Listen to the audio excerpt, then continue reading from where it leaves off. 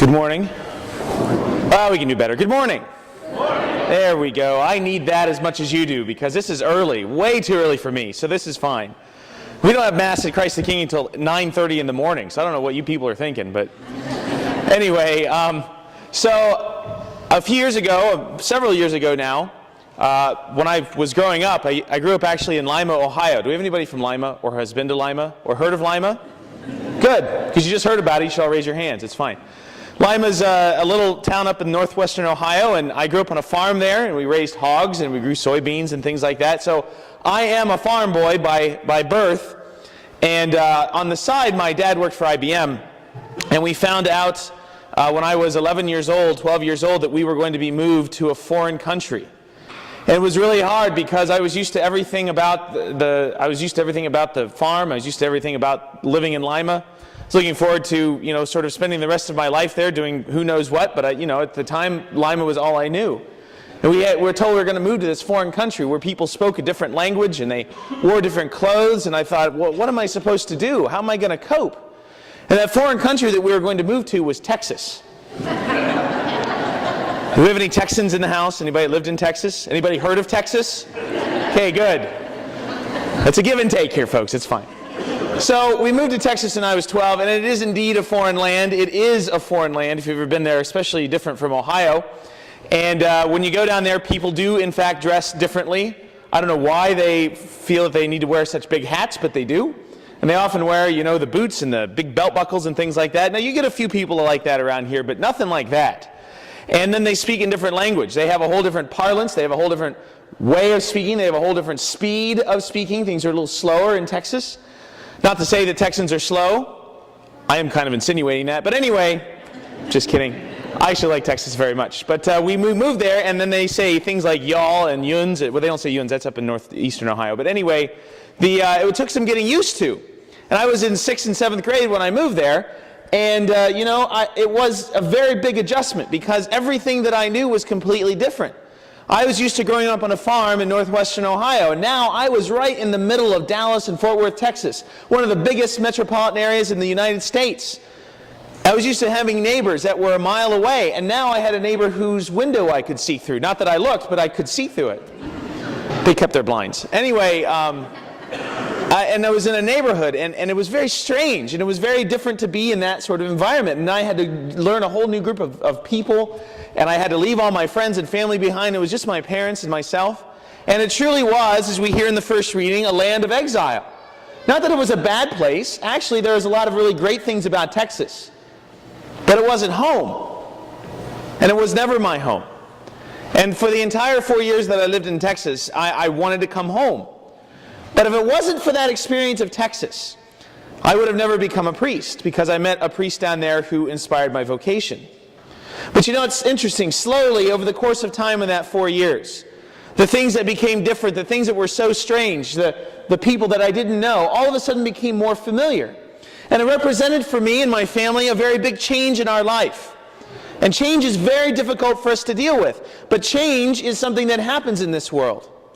And the point of the story is that my whole life began to change and conform to that life. And eventually we moved back to Ohio. But I will never be the same guy that I would have been had we not moved to Texas for those 4 years.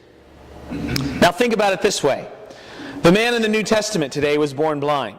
He was blind his entire life. He was blind from the moment that he came into this world, and he was blind to the moment he met Jesus. And Jesus heals him of this blindness, which is, for all intents and purposes, an improvement because he was completely reliant on everyone else. He couldn't work. He couldn't do anything but beg. He couldn't do anything but sit by the side of the road.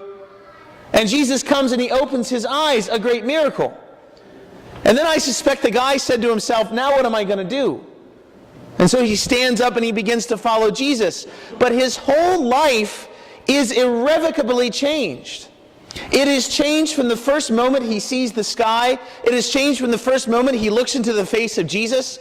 It is changed from the moment he knows in a different way the people that had been taking care of him and his surroundings.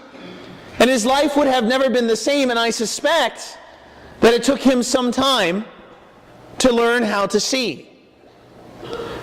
While his sight was given to him instantaneously, I suspect that the ability to live with sight was not. And I suspect that there were days in which he wanted to go back to his old way of life simply because he knew what he was doing there. And he had a difficult time coping with the change. See, every single one of us, you and me both, are called to conversion.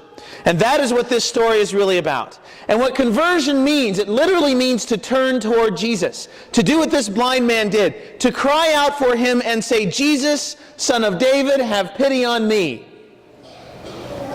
And you see, this conversion for us means that not only do we turn toward Christ, but that means we have to turn away from the things that we were formerly facing.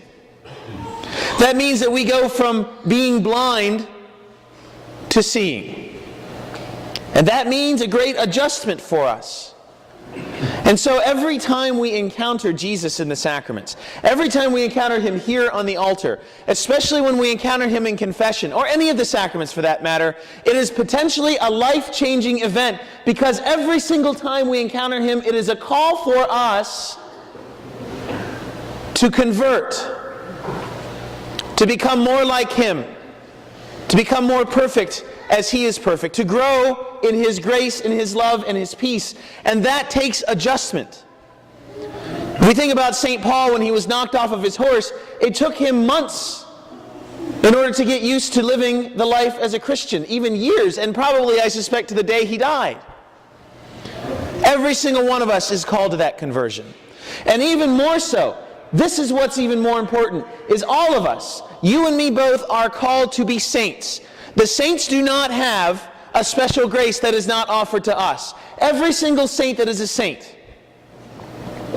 has the same grace, had the same potential, and has the same ability to convert from darkness to light as you and I.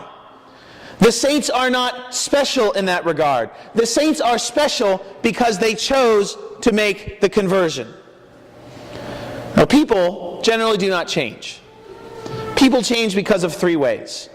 Because of a crisis, because of a great encounter spiritually with God, or little by little by little. And that's the way God treats most of us.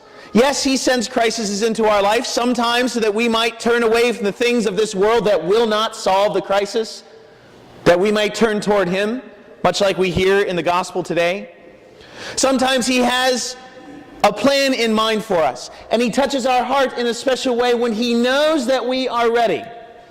But really, the way that God generally operates is that he converts us little by little by little. And the more that we encounter him in the sacraments, the more that we encounter him in our service and our love and our charity for other people, the more that we encounter him by his grace, the more like him we become. Very much like the trees grow only a little bit at a time, and yet over years they become flourished and huge. So our encounters with Jesus, day by day by day in our prayer, begins to change us. It begins to convert us. It begins to make us look away from the things of this world that will never bring us happiness to Jesus Christ, who is light and joy. And so I ask you today to consider how you encounter Jesus every single day. And it doesn't have to be in heroic ways. You don't have to pray for 9 hours, but you do have to focus on Jesus, that we may cry out with the blind man in the gospel to our high priest who knows us and loves us and gives us his grace, that all of us may fulfill our purpose and our calling and our vocation to be saints in this world and to bring heaven to earth.